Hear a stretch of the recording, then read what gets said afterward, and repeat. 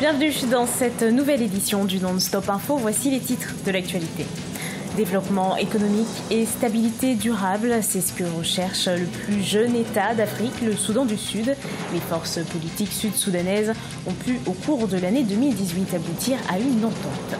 Au Togo, le parti Union des forces de changement garde ses 59 sièges, les autres partis politiques 14 sièges et les indépendants 18 sièges. Ce sont les résultats définitifs des législatives du 20 décembre donnés par la Cour constitutionnelle ce 31 décembre. Et puis le Tchad poursuit ses efforts vers un redressement économique et financier. Face aux mesures d'austérité, l'année 2018 a été émaillée de crises sociales aussi bien dans le privé que dans le public. Mais tout d'abord au Burkina Faso, 6 régions sont en état d'urgence. C'est ce qu'a déclaré le président Roch-Marc Christian Kaboré ce lundi 31 décembre. Une mesure qui vise à lutter contre le terrorisme. Depuis 3 ans, le pays est confronté à des attaques terroristes de plus en plus fréquentes et meurtrières. De nouvelles mesures ont été prises pour renforcer la sécurité. Cet état d'urgence donne notamment aux forces de défense et de sécurité le droit d'effectuer des perquisitions à domicile de jour comme de nuit. Le Soudan du Sud est en quête de stabilité politique et économique. L'accord du 12 septembre 2018 signé entre le président Salva Kiir et son rival Riek Machar marque le début d'un gouvernement d'union. Les explications de Corinne Kamseux.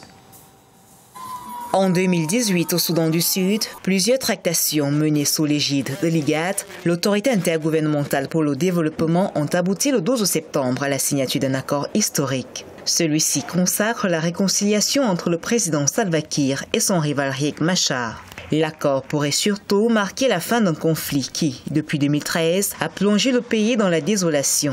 Environ 4 millions de personnes déplacées et réfugiées et des milliers de morts.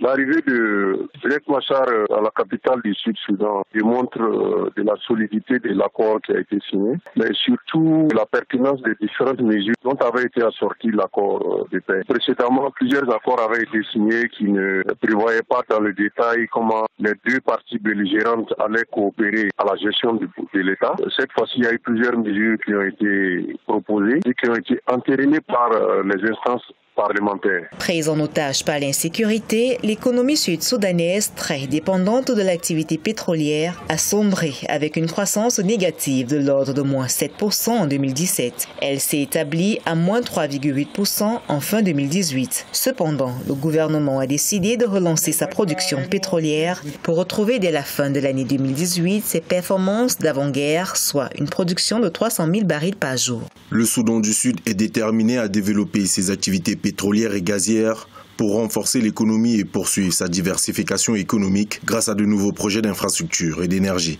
En attendant une reprise de l'activité pétrolière qui sera effective avec le retour des investisseurs, les autorités s'attellent à mettre en œuvre le pacte de paix qui réhabilite Riek Machar dans son poste de vice-président. Une période de prêt transitoire de 8 mois a été lancée à la signature de l'accord. Elle doit aboutir à une transition de 3 ans avec au bout des élections. Au Togo, la Cour constitutionnelle a proclamé ce 31 décembre les résultats définitifs des législatives du 20 décembre. L'organisme a confirmé les résultats de la CENI. Seule exception, un changement a été effectué sur les résultats obtenus par la circonscription de Vaud. Les détails avec Aimé Fakoufi. Proclamation des résultats définitifs des législatives du 20 décembre au Togo. La Cour constitutionnelle a dit son verdict ce 31 décembre 2018. Des résultats provisoires donnés par la commission électorale. Il en ressort que le parti politique Mouvement patriotique pour la démocratie et le développement perd un siège en faveur de l'Union des forces de changement dans la circonscription de Vaud. Répartition des sièges entre les différentes listes. Indépendant à l'Olé d'Ouveau, 2 sièges. UFC, 1 siège. MPDD, 0 siège. Clé, 0 siège. AT, 0 siège. Pour la Cour constitutionnelle, les législatives dans sa globalité sont crédibles. Du côté des heureux candidats, cap désormais sur les réformes à l'Assemblée nationale. La première activité à mener, ce sont ces réformes qu'on n'aurait pu obtenir depuis longtemps la limitation du mandat présidentiel. La paix a gagné. Et donc, nous pensons que le moment qui est là, c'est pour le développement du Togo. Les résultats officiels sont donc répartis comme suit.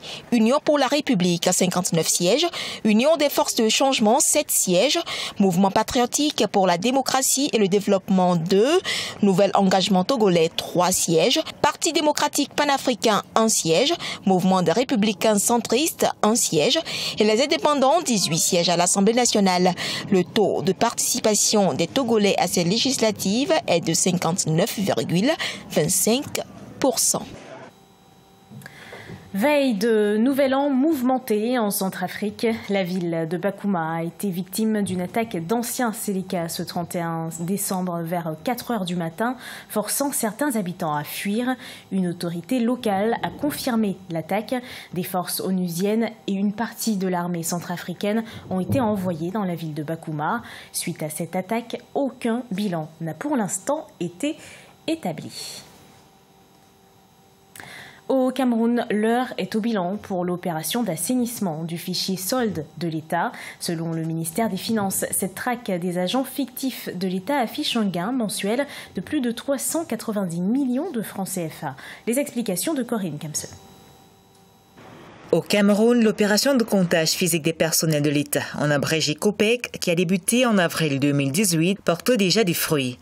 Selon le bilan établi par le ministère des Finances, les suspensions de soldes intervenues ont permis de réaliser des économies budgétaires mensuelles de 394,7 millions de francs CFA, soit 4,7 milliards de francs CFA par an. Mais pour certains observateurs, l'enjeu est davantage dans la bonne répartition de la masse salariale. Ce qui est intéressant, c'est que dans cet assainissement du fichier solde, qu'on parvienne aussi à voir comment sont distribués les 1000 milliards de dépenses de personnel, parce que selon des rapports concordants, 30% de cet argent-là est distribué à seulement 15% des fonctionnaires. 9 mois après le début de cette opération de comptage, il ressort que 20 500 fonctionnaires ne se sont pas fait recenser. 4 621 agents ont vu leur dossier invalidé pour des raisons diverses et 645 agents publics déclarés décédés par les institutions bancaires et les postes comptables ont été suspendus du fichier solde de l'État. Par ailleurs, on note également la présence dans le fichier solde de 2732 pensionnés ou chefs traditionnels déjà décédés. Et là, on est en train de voir ceux qui se plaignent d'avoir été accusés de ne pas être des fonctionnaires. Mais on ne sait pas le nombre de personnes qu'on a validées comme étant des fonctionnaires et qui ne sont pas des fonctionnaires. Ce qui veut dire que même après le précontentieux et quand on sera dans la phase finale du projet, on aura peut-être toujours des fonctionnaires fictifs qui seront dans les rangs de la fonction publique. La première phase de l'opération, lancée du 20 avril au 10 juillet 2018, concernait plus de 310 000 agents publics. Une phase de précontentieux pour les fonctionnaires disposant de justificatifs a démarré le 26 octobre 2018 et s'achèvera le 4 janvier 2019. Ce toilettage du fichier solde de l'État s'inscrit dans le cadre de la lutte contre le phénomène des fonctionnaires fictifs. Le ministère des Finances préconise une meilleure gestion de la ressource humaine de l'État pour une bonne performance budgétaire.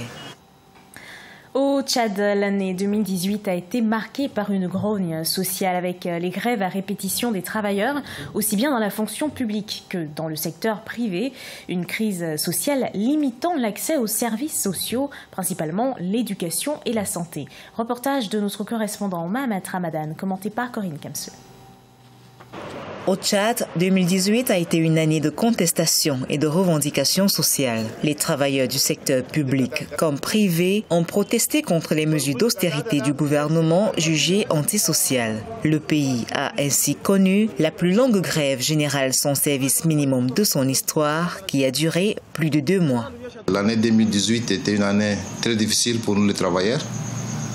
Puisque vous savez, l'année 2018, le gouvernement va couper l'augmentation générale des salaires à 50%. Ce qui a fait une grève sur l'ensemble du territoire, dans le service public, pendant plusieurs mois.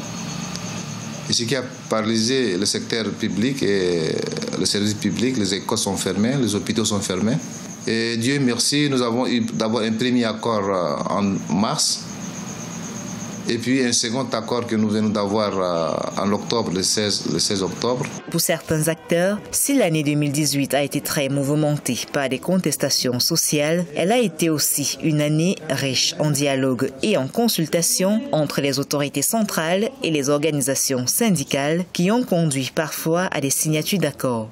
Nous réjouissons du fait le dialogue des uns et des autres ont pris le dessous et ceci a permis de mettre en place un accord.